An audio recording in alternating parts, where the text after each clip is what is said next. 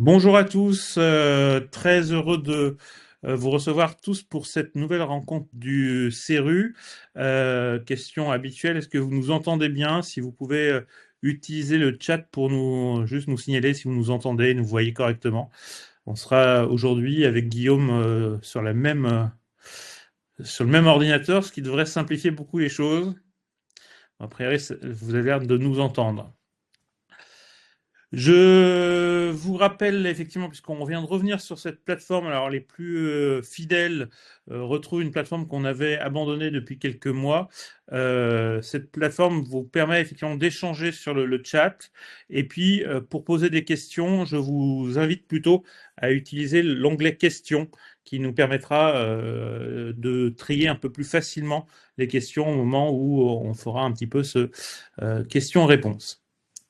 Alors, on va commencer assez rapidement dans le vif du sujet. Donc, je remercie déjà Guillaume Perrault de nous faire l'amitié de venir présenter son livre Voyage dans l'histoire de France.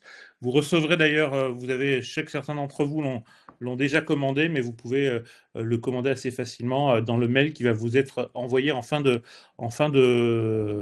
rencontre. Guillaume, donc, est journaliste au Figaro, qu'on connaît depuis très longtemps, qui nous avait déjà fait l'amitié il y a quelques années de venir nous parler d'un de ses précédents livres sur les années de plomb en Italie, Absolument, l'affaire Battisti. l'affaire Battisti. Et aujourd'hui, donc, c'était déjà quelque chose d'historique. À l'époque, tu étais plutôt dans les services politiques du Figaro. Depuis, tu es devenu rédacteur en chef et notamment des questions histoire, à la fois au Figaro et sur Figaro TV. Tu pourras peut-être nous en dire un petit mot parce que ça aussi, Figaro TV, je pense que beaucoup de gens ne connaissent pas encore cette chaîne qui est assez nouvelle parce que ça fait quoi, un an et demi? Oui, ça fait un petit peu plus d'un an et demi, effectivement. Et qui est effectivement avec des programmes assez intéressants, dont des programmes sur l'histoire. Alors Guillaume, peut-être pour commencer, te présenter un peu et nous dire justement qu'est-ce qui t'a amené à l'histoire et pourquoi vouloir aujourd'hui un peu éclairer l'actualité avec l'histoire. Bonjour à tous, chers amis. Merci, Olivier, de cette présentation très, très chaleureuse. Je suis ravi d'être avec vous ce soir. Effectivement, je suis journaliste au Figaro de longue date. Peut-être que certains me connaissent de signature ou de visage. J'ai été 4 ans rédacteur en chef des pages débat du Figaro et de Figaro Vox, l'espace de débat et de controverse, qui est en fait la déclinaison sur Internet des pages débat. C'était et c'est toujours le même service. Et depuis 2 ans, effectivement, au sein du Figaro, je m'occupe exclusivement d'histoire. J'écris des grands récits dans notre journal pour éclairer l'actualité. Ils sont bien sûr d'abord mis en ligne sur notre site internet. J'ai raconté longtemps des podcasts, des histoires en podcast. Et puis j'anime une émission, en effet, tous les 15 jours sur Figaro TV, qui est une émission d'histoire où je reçois deux historiens pour débattre d'un thème historique. Ça dure une petite demi-heure. C'est précédé par un documentaire en lien avec le thème. Puis c'est donc une soirée thématique qui est le lundi soir. Et puis c'est retransmis plusieurs fois dans la semaine et toujours disponible en replay sur notre site. Donc voilà ce dont je m'occupe depuis 2 ans maintenant à temps plein et j'en suis très heureux. J'en suis très heureux parce que j'avais le sentiment que face au bouillonnement de l'actualité presque hystérique, à cause des réseaux sociaux, de l'information continue dans laquelle moi, en tant que journaliste, je suis plongé, mais vous, en tant que citoyen, vous êtes plongé aussi dans une moindre mesure. J'avais le sentiment qu'un peu de recul était nécessaire pour éclairer l'actualité et que l'histoire pouvait servir à ça, pourvu qu'on la manie avec rigueur et aussi avec prudence. Il ne s'agit pas de faire des analogies grossières à tout prix entre des périodes historiques qui seraient trop différentes. Et les comparaisons peuvent être abusives. Par contre, parfois, il est bon de replacer dans la longue durée un événement qui se produit sous nos yeux, parce qu'en général, c'est le nouveau chapitre d'une histoire très ancienne. Et parfois, il y a aussi des rapprochements prudents qui peuvent être faits entre hier et aujourd'hui, et c'est ce que je m'efforce de faire. Et le livre qu'Olivier a l'amitié de présenter, que je publie en ce moment, c'est un recueil de 15 grands récits qui ont été publiés dans le Figaro mais que j'ai bien sûr revu, étoffé, précisé, en tenant compte de certaines remarques bienveillantes d'historiens ou d'érudits qui m'ont été adressées. Et puis c'est précédé par une préface inédite et au ton personnel où je raconte le parcours de ma petite personne. J'explique ma passion pour l'histoire depuis l'enfance parce que je suis peut-être la dernière génération, j'appartiens à la dernière génération de Français qui a appris l'histoire de France de façon traditionnelle. Qu'est-ce que j'entends par là? Moi, je suis un Parigot pur sucre, hein, sans aucune circonstance atténuante. Je suis né à Paris, j'ai vécu à Paris, j'ai grandi dans un 11e arrondissement, à une époque où Alain Devaquet était maire du 11e, figurez-vous. Ça fait donc un certain temps. Et je le voyais le dimanche. C'est plutôt le temps où la droite était majoritaire dans l'Est parisien. C'était le temps où la droite était majoritaire dans l'Est parisien, en effet. On a l'impression effectivement que c'est le temps des dinosaures. C'était au siècle dernier. C'était au siècle dernier. Et donc, dans ma petite école de quartier à côté du métro Charonne, à la communale publique, eh ben, j'avais de vieux livres d'histoire qui passaient de main en main, d'élève en élève depuis 20 ans, et avec des institutrices en fin de carrière qui avaient résisté à toutes les modes qui déjà affectaient l'enseignement de l'histoire. Elles restaient fidèles au Mallet et Isaac de leur jeunesse. Qu'est-ce que ça veut dire? Ben, il y avait des frises chronologiques, on apprenait la succession des régimes, des règnes qui permettaient, et puis des révolutions ensuite, qui permettaient naturellement de s'orienter dans le temps.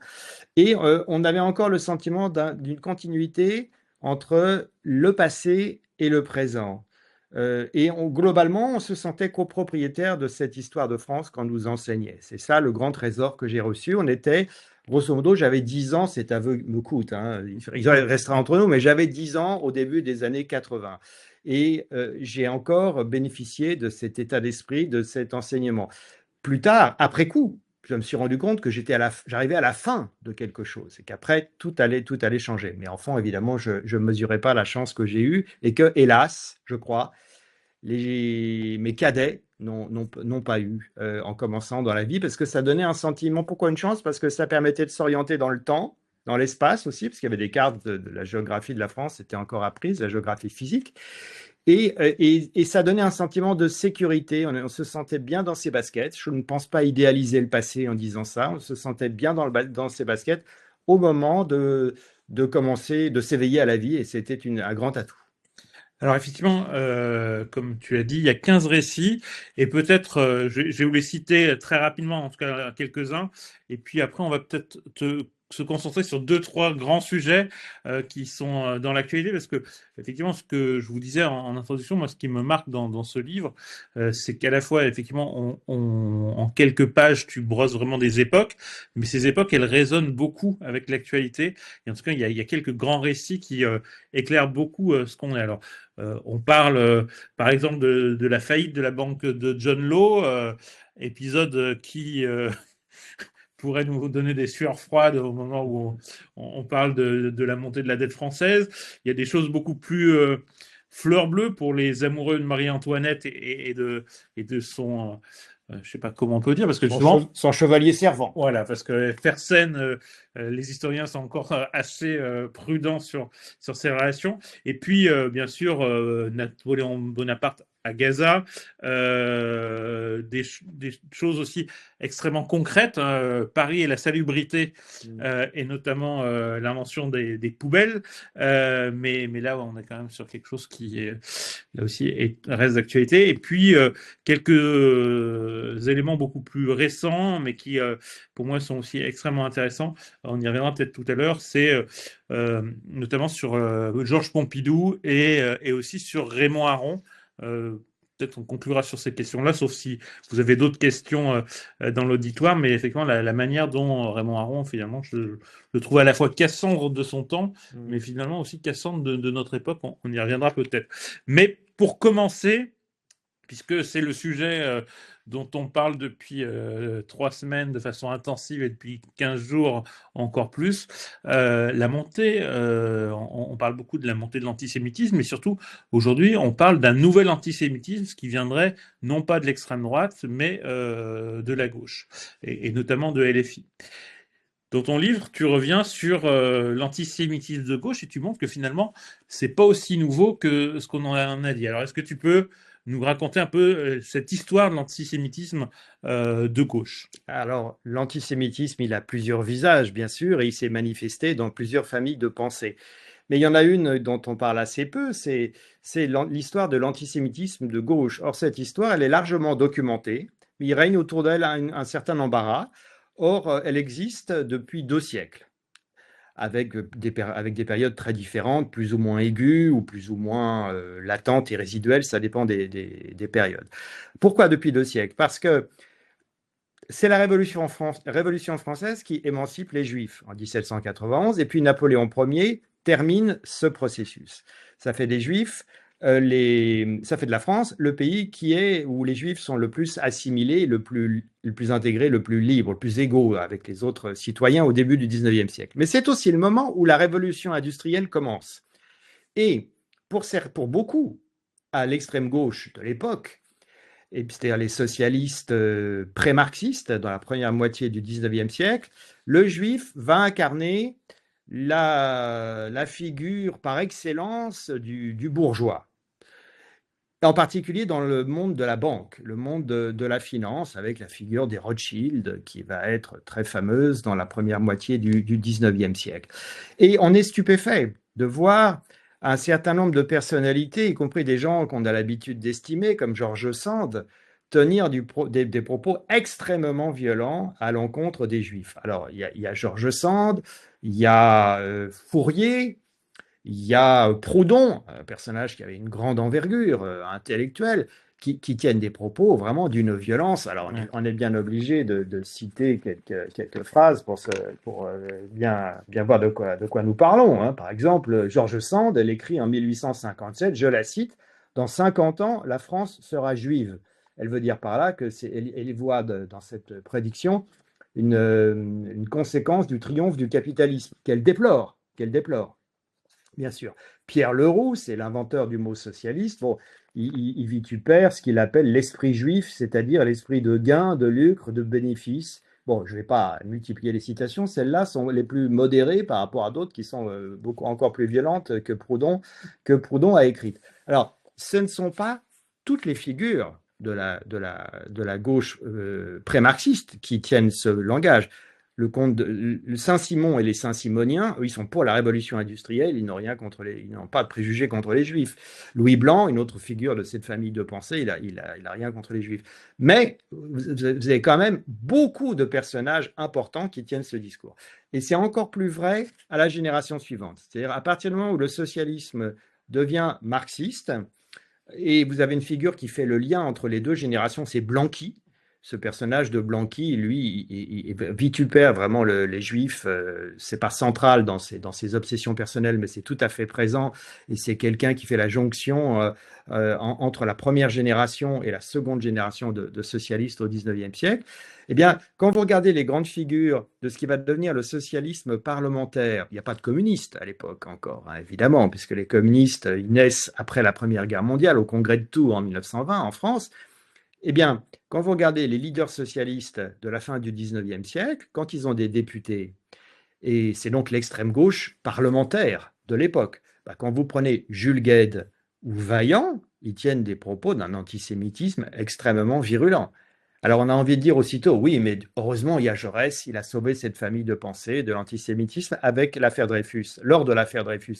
C'est vrai, mais c'est incomplet de dire ça. Et c'est en fait, ce qui est très frappant, c'est quand on se plonge, comme je l'ai fait, dans les propos de Jaurès, on se rend compte qu'au début de l'affaire Dreyfus, en 1894, quand le capitaine est condamné à tort, il partage absolument les préjugés de ses camarades. Il a des propos incroyables. Dans La Dépêche de Toulouse, en première page, il fait des éditoriaux régulièrement et il accuse les Juifs d'avoir déployé, il appelle ça le déploiement de la puissance juive pour sauver le capitaine Dreyfus de la peine de mort. Il écrit ça en 1894. Ensuite, il accuse le Figaro en 1897 d'être aux mains de, je cite, le syndicat juif. Le syndicat juif, c'était un mythe de l'époque antisémite qui voulait voir la main des juifs derrière toutes sortes de milieux influents. Et donc, nous, on est conditionné, on a une espèce d'image mythifiée de l'affaire Dreyfus où on voudrait que Jaurès était un Dreyfusard de la première heure, mais pas du tout. En 1897, c'est Le Figaro qui, avant lui, est Dreyfusard. C'est le seul quotidien important de l'époque qui est Dreyfusard. Et Jaurès porte ce dreyfusisme au débit du Figaro. Il le lui reproche. C'est pas du tout, il le salue pas du tout.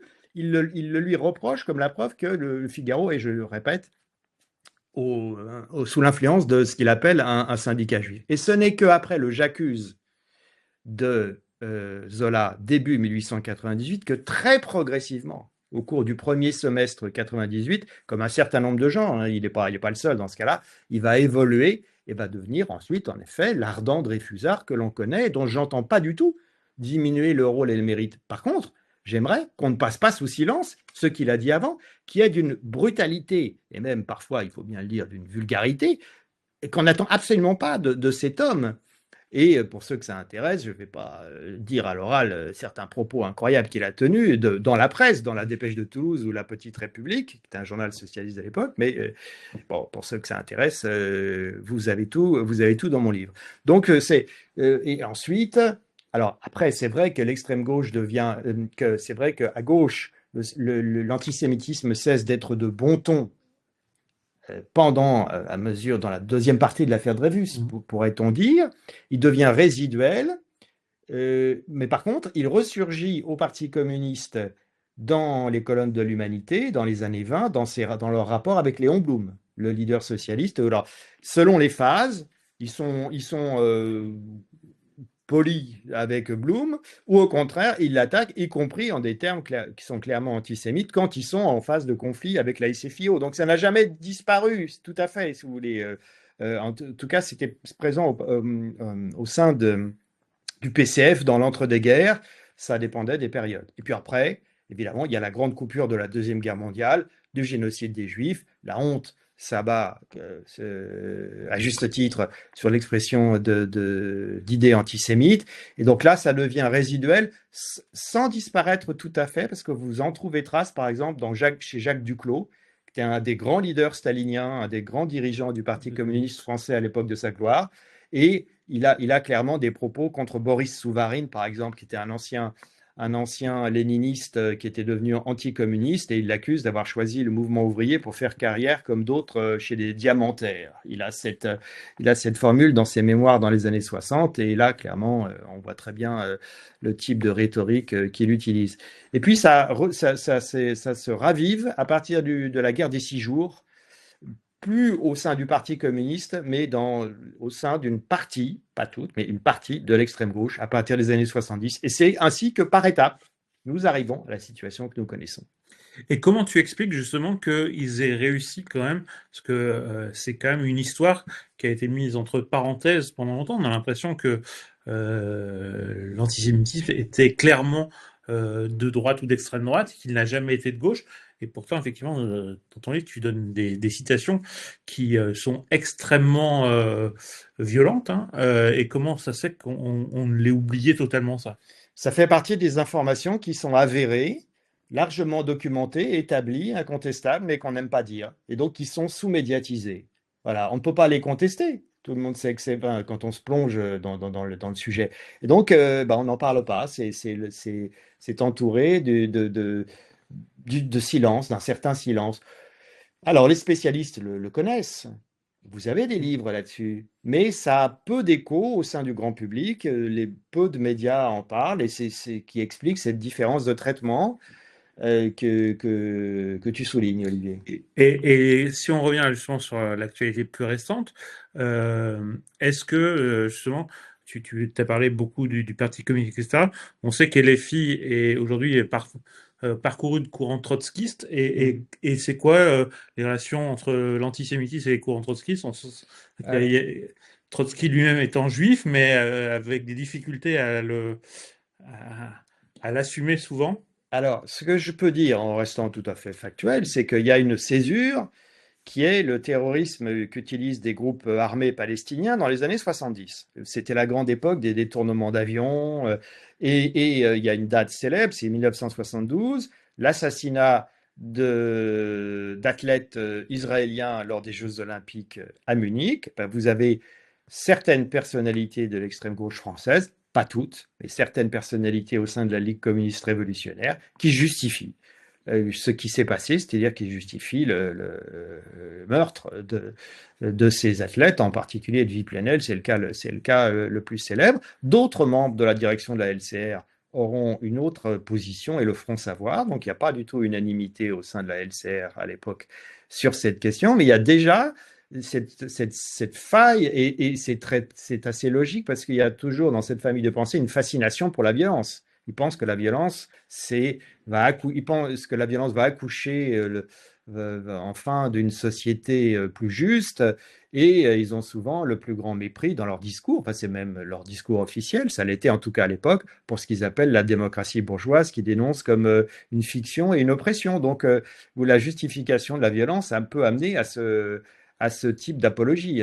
Et on sent effectivement à quel moment tu peux dater, est-ce qu'on peut dater d'ailleurs, le moment où en gros, dans l'imaginaire de gauche, dans l'antisémitisme, j'espère que vous ne nous avez pas perdu, normalement non, dans l'antisémitisme de gauche, à quel moment on passe en gros d'une critique qui est essentiellement liée justement au côté proche du capitalisme, en tout cas l'image du juif, de ce que disait Marx, hein, l'essence juive, c'est l'essence du capitalisme, à celle qui associe plutôt le juif justement à la colonisation, au sionisme, etc. À quel moment il y a un basculement et est-ce que quelle partie de la gauche bascule sur ces deux clivages-là? Ça a été très progressif, mais une grande date, c'est 1967, la guerre des 6 jours.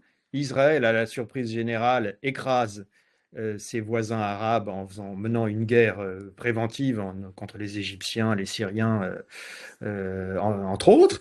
Et donc, ils occupent, on le sait, Jérusalem-Est, la Cisjordanie. Et là, l'image publique d'Israël se détériore dans une partie de la gauche, alors que jusqu'alors les Israéliens étaient très populaires dans l'ensemble d'ailleurs de l'opinion française, hein, sous la Quatrième République, Israël était très populaire. Maintenant, jusqu'alors, il y avait l'image du petit État hébreu, seul État démocratique luttant vaillamment pour défendre son tout petit territoire grand comme la Bretagne, même pas, même parce que Israël, ça n'a même pas la taille de la Bretagne, et dans ses limites de 1967. Et désormais, une partie de l'extrême gauche accuse Israël d'être un État colonial, d'être le prototype de l'État occidental, honni, d'être en quelque sorte l'Occident au carré, une espèce d'archaïsme contre lequel il conviendrait, de leur point de vue, de lutter. Voilà, c'est un des éléments de la réponse. Alors, est-ce que vous avez des questions sur cette partie ou est-ce que vous, si vous voulez, on peut les prendre après? Je vous invite à les poser dans la question et on va peut-être commencer un autre récit. Justement, j'en parlais tout à l'heure. Quand on voit la situation économique de la France, quand on se rappelle aussi de la crise de 2008 est-ce que finalement l'affaire John Law, pardon, Ça, c'est parce que c'est tes études de philo qui reviennent. C'est surtout d'économie qui reviennent, mais est-ce que justement ça nous dit quelque chose et en quoi ça peut éclairer, en tout cas, faudrait espérer qu'on ne s'éclaire pas jusqu'au bout, mais qu'est-ce que ça nous dit de cette situation-là? Alors, un mot de John Law. Donc, John Law, c'était un économiste très brillant, en même temps un joueur de cartes, un joueur de jeux de hasard, et un grand séducteur, un esprit brillant, et un aventurier, et qui a vécu à la fin du XVIIe siècle et au début du XVIIIe siècle. Il fait un peu penser au personnage de Barry Lyndon dans le film de Kubrick, où il est en plus sophistiqué, en plus intellectuel, mais c'est déjà l'Europe des Lumières. Et cet homme, cet Écossais, va venir à Paris, il va réussir à séduire le régent, c'est-à-dire l'homme qui dirigeait la France après la mort de Louis XIV en septembre 1715, pendant la minorité du petit Louis XIII. Et de 1715 à 1723, ce régent, qui est l'oncle de Louis XV, eh bien, il va soutenir dans un premier temps l'entreprise de John Law qui va créer une banque privée qui va avoir l'autorisation de l'État français. Quel était le problème de la couronne? C'est l'éternel problème du manque d'argent, parce que l'État croulait sous les dettes à cause des guerres incessantes qui avaient marqué la fin du règne de Louis XIV.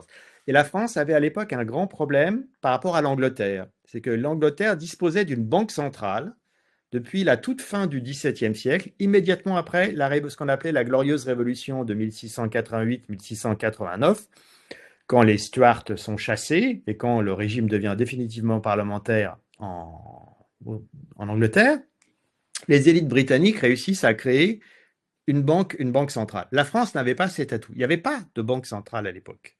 La Banque de France, c'est Bonaparte qui l'a créée. Et donc, ça a été un grand handicap de la France dans sa rivalité pour la suprématie en Europe et même suprématie outre-mer au XVIIIe siècle, c'est que ses finances publiques n'étaient pas saines. Et en particulier, la perception des impôts n'était pas réalisée par des fonctionnaires, Ce qu'on sait faire maintenant. ce qu'on sait faire maintenant, oui, même très bien, mais elle était confiée à des entreprises privées qu'on appelait la ferme générale, par exemple, et ces entrepreneurs privés percevaient les impôts pour le compte de la couronne et rajoutaient leur pourcentage. C'est-à-dire qu'ils se payaient et ils se sucraient, si j'ose dire, au passage, mais c'était comme ça que ça fonctionnait. C'était un système très onéreux et qui mettait en même temps l'État dans la main d'intermédiaires privés. C'était donc extrêmement dangereux. C'était finalement cette fragilité des finances de l'État a été une des grandes causes de la Révolution française. Parce que pourquoi est-ce que les États généraux sont convoqués par Louis XVI en 1788? C'est 88 qui fait la convocation des États généraux, tout simplement parce qu'il a été obligé de suspendre le paiement des 3/5 de la dette aux créanciers de l'État, parce qu'il n'y avait plus d'argent. Donc il suspend à titre provisoire le paiement des intérêts. Les gens qui avaient des obligations de l'État, on les appelait les rentiers, parce qu'ils avaient une rente consentie par l'État. Le terme n'était pas péjoratif, à l'époque, les rentiers, c'est les gens qui avaient juste qui avaient des obligations par l'État. Or, toute la bourgeoisie française de l'époque, au lieu d'investir dans l'innovation, confiait son épargne à l'État.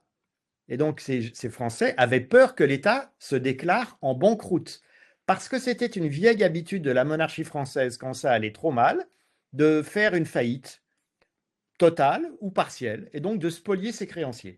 Et cette peur de la faillite de l'État, elle plane sur la convocation des États généraux. En 1789, les députés, les 1200 députés, car ils étaient 1200, qui se réunissent à Versailles en 1789, ils ont une obsession, c'est d'éviter la banqueroute.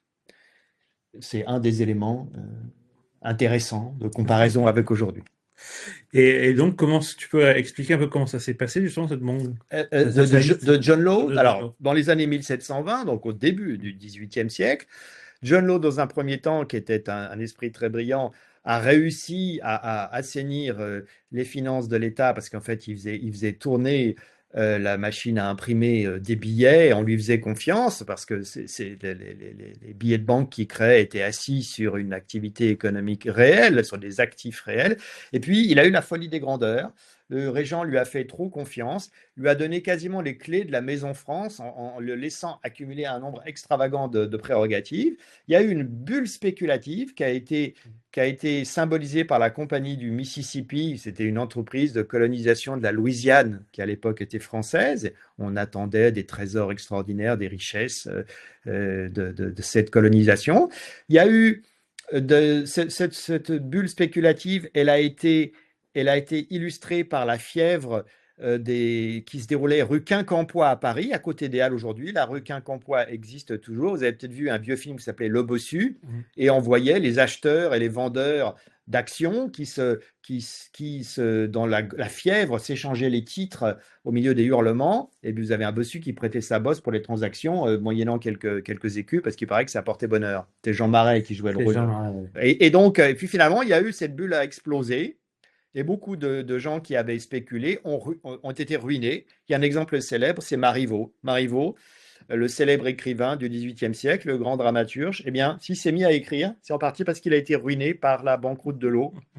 Il avait utilisé toute la dot qu'il avait eue de son mariage, est parti en fumée dans cette banqueroute.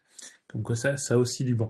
Alors, on va peut-être commencer à prendre quelques questions. J'en ai vu une première qui est un peu générale, de Monsieur Fouquet, qui dit qu'il est romancier et qui s'attache toujours à écrire avec l'idée que l'histoire établit de l'actualité. L'histoire établie de l'actualité. Qu'est-ce que tu penses de cela? Là, on est presque sur une disserte de philo. Un peu. L'histoire établit l'actualité.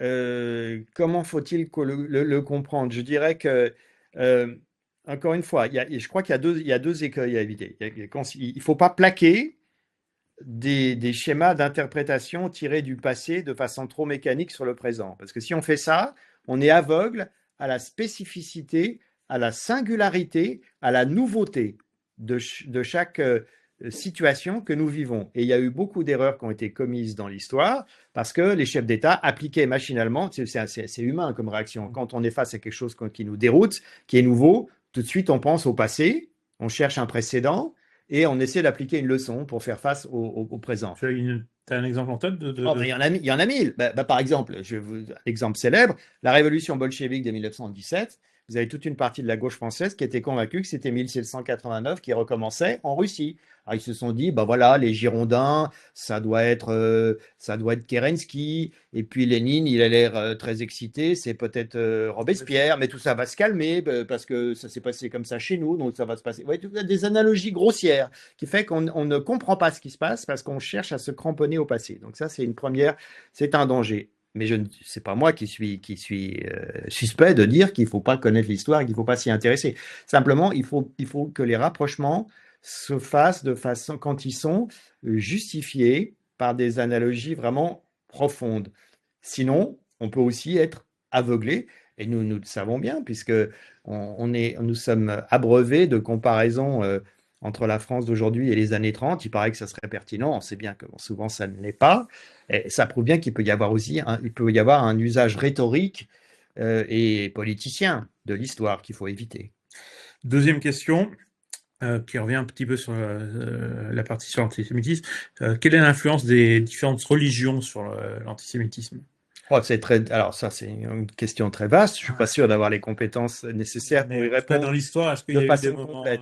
Alors, en tout cas, ce qui est sûr, c'est qu'il y a eu un anti-judaïsme chrétien. Ça, c'est certain, c'est bien connu. Qu'est-ce que ça veut dire? Ça veut dire qu'au Moyen-Âge, il y avait des préjugés à l'encontre des Juifs véhiculés par le christianisme qui voyait les Juifs comme un peuple, je cite entre guillemets, déicide, responsable de la mort du Christ, et donc ça nourrissait toutes sortes de préjugés, et parfois, et dans les jours de crise, comme lors des pestes, de violence, ça encourageait les violences physiques contre eux. Alors vous aviez aussi d'autres périodes, parce que là, le christianisme, c'est vaste, et puis on parle de 1000 ans d'histoire, donc ça pourrait justifier toutes les nuances. Il faudrait distinguer différentes périodes. Mais par exemple, si vous prenez le XVIIe siècle, ce qui est parmi les grands esprits, Racine par exemple, dans sa pièce Esther, il parle des Juifs finalement en termes très très plein d'estime, très très étonnamment positif. C'est pas du tout, il y a pas l'once d'une hostilité à leur encontre dans la pièce de Racine qu'il écrit à la demande de Madame de Maintenon pour l'édification des jeunes filles de Port-Royal, pardon, pas de Port-Royal, mais de Saint-Cyr, de l'établissement de Saint-Cyr. De la même façon, Bossuet, on se dit, Bossuet, c'est pas un rigolo, donc on pense instinctivement que c'est quelqu'un qui doit vitupérer les Juifs. Il semble que non, d'après les textes que j'ai lus, il en parle avec plutôt Jean-Michel de La Comté, qui est un écrivain, a écrit des textes là-dessus. Il est bien plus calé que moi sur Bossuet, et il souligne ce paradoxe de propos assez élevés, assez distingués sur les Juifs. Mais là, évidemment, on parle de penseurs haut de gamme, fin XVIIe siècle. Donc, en tout cas, ce qui est sûr, c'est qu'il y a eu un anti-judaïsme chrétien, même si, par ailleurs, les papes en Avignon ont protégé les Juifs à certaines périodes, et que donc c'est pour ça qu'ils sont allés s'installer. Pendant l'affaire Dreyfus aussi, je crois que le pape avait pris une position. Alors, je ne sais pas ce qu'il en est du pape. Ce qui est sûr, c'est que le journal La Croix, qui depuis s'en est maintes fois excusé, le journal La Croix et les assomptionnistes ont été en pointe dans l'antidreyfusisme à caractère antisémite. Eux, ils ont été extrêmement violents, extrêmement virulents. Mais au sein du monde catholique, qui était très vaste, c'est vrai des assomptionnistes, c'est beaucoup moins vrai d'autres tendances. Ouais, je crois qu'effectivement, le pape avait soutenu Dreyfus, en fait. Je ne sais pas, c'est possible, Mais, je n'ai pas de... et donc, alors, il reste à peu près, on a fait à peu près la moitié. Donc, ce que je te propose, c'est de prendre deux nouveaux récits. J'en choisis un et t'en choisis un. Donc, Très bien. je te laisse choisir celui que tu veux, lequel tu choisis. Et moi, je vais choisir soit Pompidou, soit Aaron. Donc, Alors, alors, moi, je te laisse choisir un autre. je vais juste dire un mot des accords de Munich, si vous voulez. Ouais. Parce que je suis agacé dans la polémique politique, surtout en ce moment avec l'Ukraine, on vous balance à la figure comme une insulte. Munichois, Munichois, vous êtes Munichois, vous auriez été favorable aux accords de Munich. Il faut se calmer et se rendre compte du drame qu'a vécu Daladier, qui était le président du Conseil en 1938. D'abord, je rappelle que Édouard Daladier, c'était pas un héros, d'accord, mais enfin, c'était quand même un homme qui avait, c'était pas un personnage hors du commun, je veux dire. Il a un côté français moyen, si l'on veut, mais c'était un homme tout à fait respectable. Il avait fait 4 ans de guerre en 14-18. Il avait eu des citations pour son courage en 14-18, donc il savait ce que c'était que la guerre, ce qui change de beaucoup de nos dirigeants actuels. Ça, c'est un premier élément. Ensuite, il a même eu la croix de guerre pour distinction, disons, distinguant son comportement.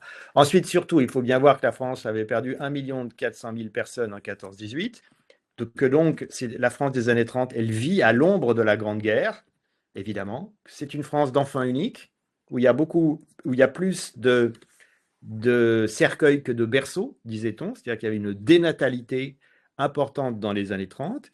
Et donc, il y a c'est une France encore en partie rurale. Les citadins ne sont majoritaires en France qu'au recensement du début des années 30.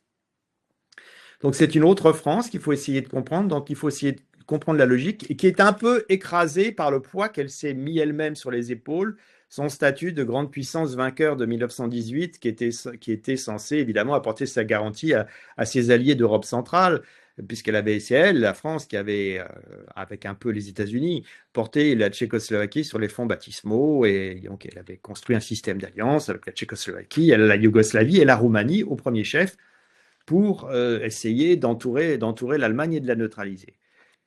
Ce qui explique le lâchage de Munich, c'est-à-dire le fait que Daladier accepte la mort dans l'âme et le rouge au front de céder les Sudètes à l'appétit d'Hitler, c'est d'abord le fait que Chamberlain, le Premier ministre britannique, et les Britanniques étaient assez germanophiles, les élites britanniques, j'entends, étaient assez germanophiles, n'étaient pas moins pacifistes. L'opinion publique en Grande-Bretagne était tout aussi pacifiste que l'opinion publique en France. Elle se méfiait des alliances qui avaient entraîné la guerre en 14-18. Et donc, la perspective, c'était simple, c'était céder ou engager une guerre seule contre l'Allemagne et, pensait-on, l'Italie de Mussolini et peut-être même l'Espagne de Franco, puisque Franco était en passe de gagner la guerre civile. C'est ça le contexte de l'époque. Je ne dis pas que... donc, si vous voulez, ce que je veux dire, c'est qu'il est trop facile, après coup, de dire il aurait fallu faire ci, il aurait fallu faire ça, c'était évident. Nous, évidemment, on peut faire les malins, on connaît la suite. Mais les contemporains devaient prendre leurs décisions dans un grand brouillard. Et Daladier, on l'oublie souvent, a fait une mobilisation partielle pour montrer qu'il ne plaisantait pas. En septembre 38, vous avez 1 million de jeunes hommes appelés sous les drapeaux. Donc, il faut voir ce que ça veut dire. C'est-à-dire que du jour au lendemain, vous vous réveillez dans la nuit, vous sortez dans la rue, il y a des affiches que les gendarmes ont collées dans la nuit, et ordre de mobilisation générale, vous prenez votre livret militaire, vous devez vous présenter tel jour, telle caserne. Imaginez-vous ce que ça veut dire. 1 million de jeunes gens, de jeunes ou moins jeunes d'ailleurs, qui partent dans l'Est, le long de la ligne Maginot en particulier. C'est ça, septembre 1938. Finalement, bon, il y a ce lâchage. Évidemment, d'un point de vue moral, on peut considérer que c'est honteux, mais si on passe du point de vue froidement politique qui doit prévaloir chez les chefs d'État, Daladier, qu'est-ce qu'il a pensé? Il a pensé tout simplement que c'était la moins mauvaise des solutions et qu'il gagnait comme ça un répit pour préparer la France. Je rappelle simplement qu'en mars 1938, le général Vuillemin, qui dirigeait l'armée de l'air à ce moment-là, lors d'une réunion avec les plus hautes autorités de l'État, avait dit froidement qu'en cas de guerre franco-allemande, l'aviation française serait anéantie en 2 semaines. Voilà, c'est ça qu'il avait dit. Et ça, c'est attesté par les documents. Bon, quand le chef de l'armée de l'air vous dit ça et que vous êtes président du Conseil, ben vous en tenez compte. Vous en tenez compte et c'est normal. Puis la période de mai 40 leur a donné plutôt raison quand même, parce que Ah, si vous voulez, on peut dire qu'il était dans ce cas inconséquent d'entrer en guerre pour défendre la Pologne, alors qu'on n'était pas entré en guerre pour défendre la Tchécoslovaquie, alors que les Tchèques étaient plus proches de nous que le gouvernement polonais de l'époque. On peut disserter à l'infini, il y a des arguments pour, il y a des arguments contre. Mais ce qui est sûr, c'est qu'à partir de septembre 38, après le choc de Munich, d'abord, la Chambre des députés, on est en démocratie, la Chambre des députés approuve massivement les accords de Munich. Quasiment tous, à part les communistes, parce que Staline n'avait pas été convié les soviétiques n'avaient pas été conviés à la table des négociations à Munich, donc ils protestent contre ça. Et puis vous avez deux personnalités, une de droite et un socialiste, qui votent contre. Enfin, ils sont seuls. La grande masse des députés votent les accords de Munich. Et évidemment, il y a un soulagement général, teinté de honte, mais il y a un soulagement général dans l'opinion française. Et à ce moment-là, Daladier obtient les pleins pouvoirs. Et il est populaire, on l'a oublié, mais en 38-39, pendant l'hiver 38-39, il y a un effort de redressement, il y a une pluie de décrets-lois, aujourd'hui on appellerait ça des ordonnances, c'est la même chose, pour essayer de redresser la situation dans tous les domaines, pour remettre la France au travail, les industries de guerre, pour produire des canons et des chars. Alors ça a été très insuffisant, et on a bien vu, ça n'a pas empêché le désastre de mai-juin 40, mais il serait aussi injuste de ne pas évoquer que cet effort a été fait.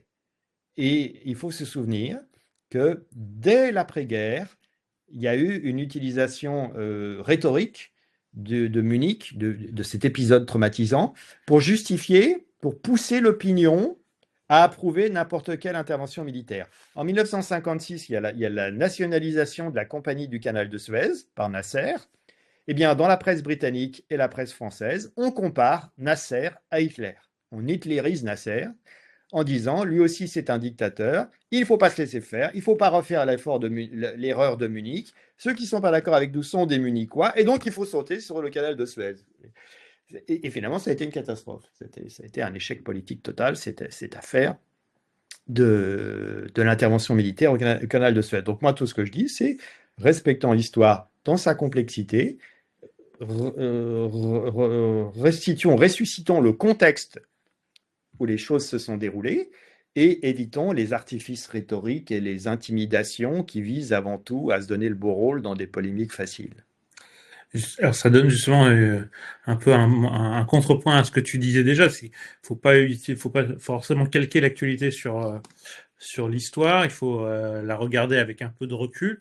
Mais justement, est-ce que tu as l'impression que dans les débats politiques aujourd'hui, il y a encore beaucoup de références historiques, hormis effectivement certains tartes à la crème comme Munichois. Est-ce que dans le discours politique actuel, on fait encore beaucoup référence à des références historiques? Non, on le fait de moins en moins parce que l'histoire de France est de moins en moins connue et que connue de façon précise, j'entends. Et donc, il y avait un fond culturel commun qui est en train de s'éroder. C'est pas propre à la France d'ailleurs. Dans d'autres pays européens, c'est la même chose. Et c'est pas réconfortant pour autant. Surtout en France, où l'histoire de France a joué un grand rôle dans la définition de ce qu'on pourrait appeler l'identité française, le génie national. Je ne sais trop quelle est l'expression la plus heureuse, mais enfin, ce qui nous définit, disons, ce qui nous caractérise. L'histoire de France a joué un grand rôle là-dedans. Donc, euh, ça se fait de moins en moins, et c'est dommage parce que je pense que ça reste une attente des Français, parce que ça contribue à donner un cap. Et d'ailleurs, j'en veux pour preuve l'élection présidentielle de 2007, la campagne de Nicolas Sarkozy, où Sarkozy, qui se rendait compte qu'il inquiétait une partie de l'électorat de droite par son côté un peu, comment dirais-je, inhabituel, son profil inhabituel, sa proximité avec les États-Unis, le fait qu'il n'avait pas le parcours type d'un homme politique français de haut niveau, eh bien, il s'est mis à truffer de références historiques à l'initiative notamment d'Henri Guénaud, ses discours. Et là, il a rassuré. Ça a plu, ça a été un des éléments parmi d'autres Ouais, mais c'est vrai que ces du discours grand étaient. succès. Mais ses discours étaient vraiment très bons, notamment parce qu'il avait compris qu'il fallait qu'il réponde à ce besoin-là. Alors, Je vois qu'il y a des nouvelles questions. On va prendre les questions avant d'attaquer le dernier récit, peut-être.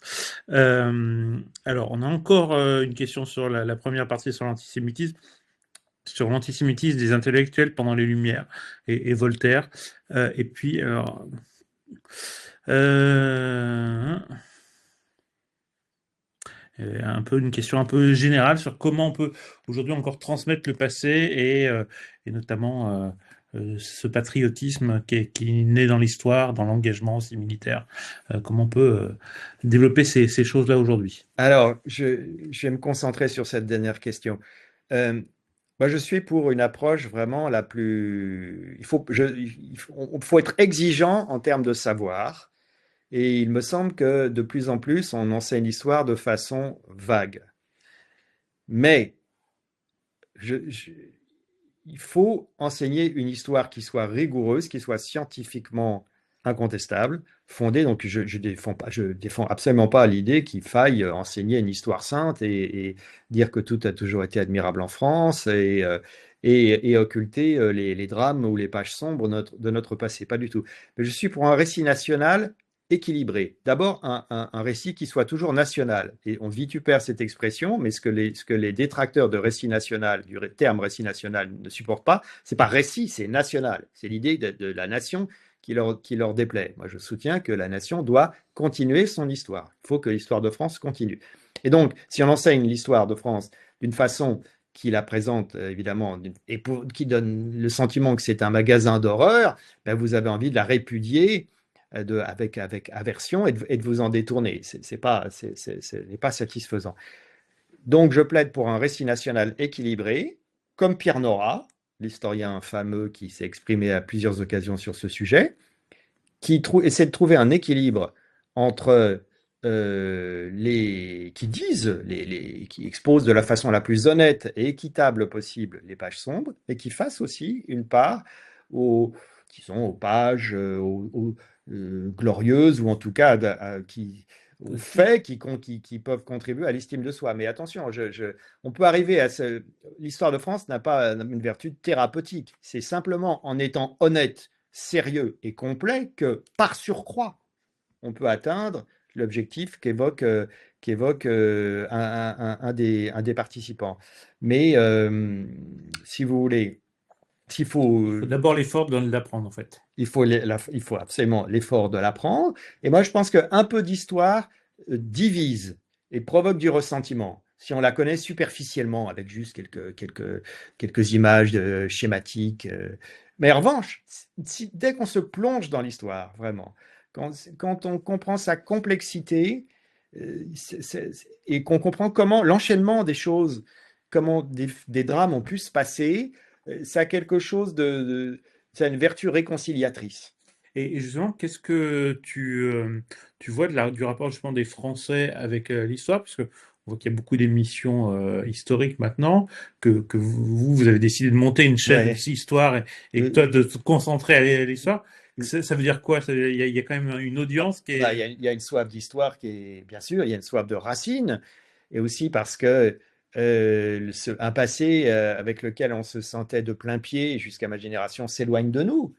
Parce que les périodes que l'on connaît le mieux, finalement, c'est quoi? C'est lesquelles? C'est celles sur lesquelles on a eu des témoignages directs de nos propres parents et de nos grands-parents. Moi, mon grand-père, je l'ai bien connu. Il était né en 1908 et son premier souvenir incontestable, à 6 ans, dans un petit village de Creuse, c'est la déclaration de guerre, c'est la mobilisation générale le 1er août 1914. C'est le tocsin qui sonne le 1er août 1914. Bon, j'ai connu ce grand-père. Il m'a raconté ça. Donc ça me relie, si vous voulez, à toute l'histoire du XXe siècle à travers la vie de cet homme que j'ai eu le bonheur de connaître et que j'ai aimé. Maintenant, évidemment, c'est la faute à personne, c'est la succession des générations qui fait ça. Eh bien, tout ça, ce passé s'éloigne de nous. Donc moi, je vois bien avec mes propres étudiants à Sciences Po, où j'enseigne les institutions politiques et l'histoire des présidents de la Ve République, eh bien, il y a des références qui, pour moi, sont évidentes parce que je les ai vécues et qui sont déjà de l'histoire un peu ancienne pour mon auditoire. Mitterrand, pour les jeunes de 18 ans aujourd'hui, C'est déjà c'est l'histoire. déjà l'histoire très ancienne. Donc il faut en tenir compte. Alors justement, pour terminer, alors j'ai un peu menti, je vais te demander de faire peut-être une combinaison entre Oui. deux personnages que j'apprécie moi énormément. Le premier d'ailleurs, tu l'as, c'est Pompidou. Euh, ma tasse de café est Je veux pompidolienne. la même. Est pompidolienne. Pompidou, j'ai un peu l'impression que pendant très longtemps, ça a été le président sous-estimé. Euh, Peut-être que parce que c'est son anniversaire, on revoit un peu des choses paraître sur lui. Le Nœud Gordien que je vous invite à relire, c'est impressionnant, notamment la fin du Nœud Gordien, comme on a l'impression que c'est écrit pour commenter notre époque. Qu'est-ce que tu peux nous dire justement sur ce côté clairvoyant, sur ce profil aussi, parce qu'en fait, il avait un profil, c'est Hmm. un personnage qui apparaît aussi à l'aise dans le monde de la banque pour faire un recueil de poésie et qui devient un très grand, en tout cas pour moi, un très grand président. Donc déjà, qu'est-ce que tu veux nous dire un peu de Pompidou et de son héritage et puis un petit peu sur la fin, parce qu'ils se sont croisés sur Raymond Aron, qui lui aussi a été un témoin. Alors, à un moment donné, tu reprends ce thème un peu anachronique de Hmm. son époque. Et est-ce que tu peux nous parler un peu de ces deux personnages-là? Alors, Pompidou, bah, bien sûr, tout le monde sait que c'est un fils d'instituteur, petit-fils de paysan, qui est né dans le Cantal, à Montboudive, qui est normalien, agrégé de lettres, qui devient un familier du général de Gaulle, qui s'adapte, qui est comme un poisson dans l'eau, alors qu'il sort, il change de milieu, et qu'il entre à la banque Rothschild. Après, il devient directeur de cabinet de Gaulle à Matignon en 1958, puis il deviendra Premier ministre, puis président de la République. Bon, c'est un parcours extraordinaire, un parcours extraordinaire. Mais il y a plus intéressant. Moi, ce qui me touche chez cet homme, c'est sa gravité, c'est son sérieux, c'est son sens du devoir. Alors, on est quand même à des années-lumière de la politique spectacle, de la jouissance du pouvoir pour lui-même, du culte de soi, qu'on a trop le sentiment de constater aujourd'hui chez les gens qui nous gouvernent. Là, vraiment, c'est un autre monde par rapport à aujourd'hui. Hein. Quelqu'un de la gravité, de la hauteur de vue de Pompidou. Parce que le deuxième élément, c'est la lucidité. Voilà un homme qui a eu un cap pendant sa présidence, qui était d'assurer la grandeur industrielle du pays, de l'industrialiser pour que la France puisse parler d'égal à égal avec l'Allemagne sur ce plan-là. Bon, bah, on est bien placé aujourd'hui pour voir que si on n'a pas les moyens de la puissance économique, en effet, on peut toujours gesticuler qui paye commande. Donc, il y a un moment, ça nous nuit. Et lui, il avait parfaitement compris. Et par rapport au bouleversement de la société française qu'il a vécu, évidemment, puisqu'il était Premier ministre en mai 68, donc tout le monde sait qu'il était en première ligne pendant ces semaines très tendues, eh bien, Pompidou a fait preuve de beaucoup d'intelligence, de mesure, de pondération, et il a essayé de répondre autant qu'on le pouvait à cette espèce de grand bouleversement, de grand chamboulement des mœurs qu'a connu la société française à partir de mai 68, mais encore plus les années suivantes, hein, au début, ce qui a correspondu à son septennat écourté par la maladie, puisqu'il est mort, on le sait, en fonction début 74. Et tout chez cet homme me paraît empreint d'une certaine grandeur. Oui, je n'hésite pas à employer ce terme-là. Je ne pense pas l'idéaliser. Je suis quand même frappé. Ça ne veut pas dire qu'il a tout compris, qu'il a eu tout réussi. Pas du tout. Ça ne veut pas dire ça. Mais on est quand même à des années-lumière de la classe politique actuelle. Moi, ce qui m'impressionne dans le personnage et ce qui est assez amusant, c'est que tu as parlé de la hauteur de vue. C'est à la fois quelqu'un qui, effectivement, pouvait être très avec une très haute hauteur de vue, qui pouvait citer de la poésie dans ses conférences de presse, et qui aussi, et ça résonne beaucoup avec Noirier, va déclarer arrêter d'emmerder les Français et va comprendre effectivement l'excès de bureaucratie de la France qu'il dénonce déjà. Il y a quand même ce moment-là aussi où il sait être aussi extrêmement proche des préoccupations des Français. Alors, d'abord, il n'était pas énarque. Il n'était pas énarque. Il a été conseiller, il a été membre du Conseil d'État. Il a été nommé au tour extérieur maître des requêtes au Conseil d'État par les successeurs de De Gaulle en 46 à la demande de De Gaulle. Donc, il connaissait très bien la haute fonction publique. mais il n'a pas une formation d'administrateur. C'est un littéraire, ça compte quand même, Mhm. hein, dans ses premières années. Son premier métier, c'est professeur. Il a enseigné dans le secondaire un certain nombre d'années, jusqu'à Ouais. la Libération. Euh, et en effet, il est resté connecté à l'homme de la rue. Je crois qu'il est resté, il a gardé cette capacité d'empathie avec les attentes de l'homme de la rue. Encore une fois, ça ne veut pas dire qu'il a tout Ouais. vu, tout compris, tout réussi, pas du tout, mais c'est ce qui fait quand même sa singularité, c'est en effet, on pourrait dire qu'il a gardé la tripe populaire, d'une certaine En tout façon. cas, ouais, puis avec un style, alors, moi, tu cites beaucoup de choses dedans, mais il y a aussi cette fameuse lettre qu'il écrit un jour, je crois que c'est à Chaban, pour se Oui, plaindre du fait qu'on arrache les arbres oui. sur les routes. Cette lettre, elle est magnifique à Elle lire. est magnifique.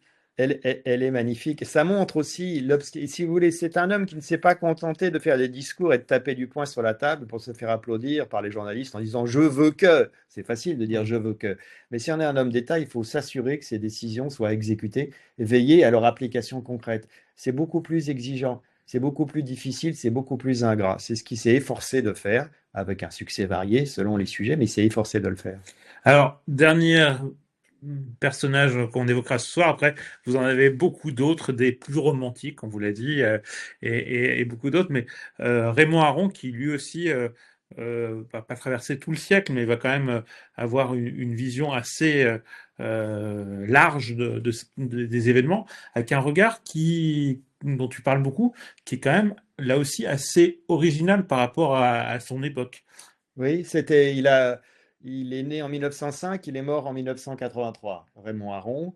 Et donc, c'est un homme qui avait 13 ans à l'armistice de 1918. Donc, sa formation intellectuelle et son éveil à la politique, c'est l'entre-deux-guerres. Ce qui me frappe chez lui, c'est qu'on en a une image qui est complètement simplifiée et qui est fausse. C'est qu'on s'imagine que c'est un modéré, un peu ennuyeux, un peu bon papa raisonnable, un peu verveine menthe, si vous voulez. Alors, c'est vrai que c'est un modéré, si on veut dire par là, qu'il s'efforce de trouver le mot juste et qu'il n'aime pas la violence. Ça, c'est vrai. Mais ça ne veut pas dire qu'il soit fade. Quand il a le sentiment qu'il a trouvé, qu'il qu'il a atteint l'exactitude dans la formulation de sa pensée, il peut être très sévère. Il peut être, on dirait même brutal. Aujourd'hui, parce Mhm. qu'aujourd'hui, on se rend compte en le lisant qu'on est habitué à une langue de coton, où on veut veiller à ne pas blesser l'interlocuteur. Lui, ça l'indiffère. Il ne cherche pas du tout à blesser, mais il n'est pas du tout retenu dans la formulation de sa pensée par la crainte de blesser. Parce que ce qui compte pour lui, c'est la véracité. C'est l'effort pour formuler sa pensée de la façon la plus exacte. Et il y a un grand courage intellectuel chez lui, parce qu'il s'efforce, il ne remet jamais, par exemple, dans ses mémoires, qui sont passionnantes, il ne remet jamais au goût du jour ce qu'il pensait dans les années 30 de crainte, ce qu'on est tenté de faire. Vous savez, quand on écrit ses Mhm. mémoires, en général, on prend la pause pour la postérité, on dit j'ai tout vu, j'ai tout compris. Et lui, pas du tout. Il essaie de faire comprendre aux jeunes lecteurs quelle était l'ambiance des années 30, et donc il formule des choses qui, si ce n'était pas lui, si ce n'était pas couvert par l'autorité morale et intellectuelle qu'il a, lui, Raymond Aron, ça ferait scandale, sorti de son contexte. Par exemple, Mhm. il dit textuellement qu'il a envisagé qu'il faudrait peut-être un régime autoritaire Ah pour bah, sauver la France dans les années 30. Il alors, a dit ça. je l'ai là parce qu'effectivement, elle est assez formidable, parce qu'on a l'impression quand même de vivre un peu ce qu'on vit aujourd'hui. Quel gouvernement pouvait sortir de la compétition entre des partis qui se perdaient dans des intrigues parlementaires et qui refusaient d'ouvrir les yeux? Baisse de la natalité, baisse de la production, effondrement de la volonté nationale. Il m'est arrivé par instant de penser, peut-être de dire tout haut, s'il faut un régime autoritaire pour sauver la France, soit, acceptons-le, tout en le détestant. Et effectivement, il y a des moments où on se dit, c'est impressionnant qu'il ait pu écrire des choses comme ça, quoi. Oui, il restitue son état d'esprit de jeune intellectuel dans les années 30 face à la paralysie politique française dans le contexte de la crise économique et de la montée des périls extérieurs. Voilà, c'est ça. Et il ne cherche pas du tout à nier qu'il ait eu cet état d'esprit. Il essaie de restituer le contexte pour faire comprendre qu'on ait pu penser ça tout en étant le démocrate qui était Raymond Aron. Et c'est cette tension, cette exigence de vérité chez lui que je trouve vraiment très, Et ce qui est très. intéressant, parce qu'effectivement, chez Aron, on a un peu l'impression d'avoir une sorte de couple entre Aron et Sartre qui Mm. vont être quasiment du même âge, vont aller à l'école Normal à sup. Normal Sup ensemble. Et pourtant, là, on a deux parcours et euh, deux rapports à la vérité qui sont assez différents. Et comment, justement, comment encore l'histoire nous offre ça, qui nous donne finalement deux modèles. Comment tu analyses ça, toi? Bah, ils ont été très liés dans les années 30, hein, très très liés. Et puis leurs liens, évidemment, se sont distendus à partir du moment où Jean-Paul Sartre est devenu le gourou de Saint-Germain-des-Prés et un peu assoiffé de pouvoir, mais de pouvoir intellectuel, il faut bien le dire, dans l'après-guerre. Et pendant qu'Aron commençait sa longue course solitaire, c'était un homme seul. Et dans le monde intellectuel, et très mal vu, hein, on l'oublie, mais longtemps il a été très très mal vu à gauche, on n'osait même plus le citer, même pas le citer, parce qu'il sentait le soufre, on disait qu'il était pro-américain, donc ça c'était à l'époque, ça fusillait une carrière dans l'enseignement supérieur. Et eh bien, parce que évidemment, le contraste entre les deux est tel qu'on comprend la fortune du mot. Mieux vaut avoir tort avec Sartre. Bon, Hmm, certains ont préféré avoir tort avec Sartre tu as raison, hein. que raison avec Aron. Et, et quand on lit, par exemple, L'opium des intellectuels, qui est un livre qu'il écrit quand il a 50 ans, Raymond Aron, si je dis pas de bêtises, oui, c'est ça, il a 50 ans, en 1955 à peu près. Il traverse de très graves, des épreuves terribles au plan familial. Et il écrit ce livre qui est un de ses meilleurs, à mon avis, à Hmm. juste titre le plus connu. Le titre est vraiment très percutant, L'opium des intellectuels. C'est extrêmement dur. Ah oui. Sartre et tous les gens qui le suivent. Il a choisi la solitude, Aron. Il a accepté la solitude. Il faut mesurer ce que ça veut dire, hein, pour un intellectuel. Je ne dis pas que c'est la même chose qu'être à Verdun sous les obus, mais enfin, il y a des gens qui se détournaient d'Aron quand ils le voyaient pour pas lui serrer la main en public à Paris dans les années 60. C'est ça, hein, Ouais, ouais, la vie et d'Aron. pourtant, finalement, bah, Et aujourd'hui, il est canonisé, et ceux qui lui crachaient à la figure disent: Mais Aaron, j'étais un de ses premiers disciples, je l'ai toujours soutenu. Et ils tensent les rares disciples, enfin, en tout cas, ils essaient d'évincer les rares disciples comme Besançon ou Pierre Manant, qui eux seraient fondés à dire ouais, ça. qui était là. Alors, on va conclure, pardon, avec juste, j'ai vu qu'il y avait deux questions nouvelles. Une, justement sur la manière dont on a instrumentalisé la colonisation pour instruire des procès en repentance, qui est un des vieux schémas de l'histoire. Et puis sur Pompidou, est-ce qu'on retrouve cet état d'esprit aujourd'hui un peu de Pompidou? Ça sera les deux dernières questions, et après je te laisse un peu conclure comme tu veux cette rencontre qui, je pense, a été très très riche déjà et qui, j'espère, vous donnera envie de connaître le livre et les 12 autres, je crois, ou 13 autres récits et personnages du livre. Ce sont des questions très vastes Ouais. qui me sont posées. Il est très difficile d'y répondre en quelques minutes. Je dirais simplement pour la colonisation, il faut avoir une approche historique et c'est un phénomène historique. Ça s'est passé. Il faut comprendre pourquoi, en comprendre les causes, surtout essayer de restituer l'état d'esprit, comprendre que la gauche, par exemple, la gauche de gouvernement, modérée, mais même les socialistes, la génération de Vincent Auriol, par exemple, les gens qui entouraient Léon Blum étaient des gens qui étaient fiers de la colonisation. Ils n'avaient aucun état d'âme à cet égard. On est très étonné par leur tranquillité d'esprit sur cette question. Mendes France lui-même a des mots à propos des Français, de l'œuvre des Français en Afrique du Nord, selon son expression, qui aujourd'hui, s'il n'était pas de Mendes France, ferait aussitôt polémique. Donc je crois le principal problème sur ces histoires de colonisation, c'est l'inculture.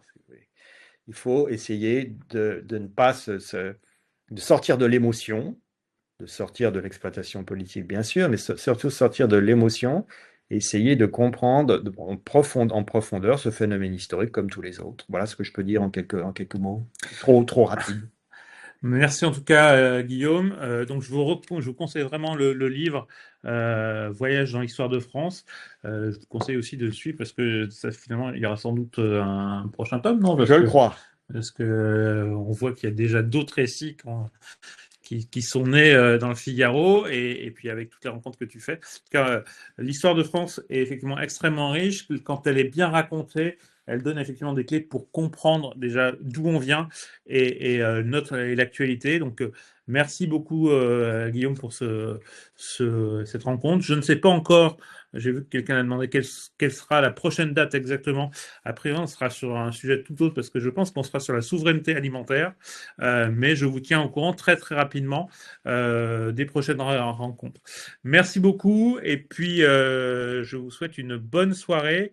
À très bientôt. Au revoir. Merci, au revoir.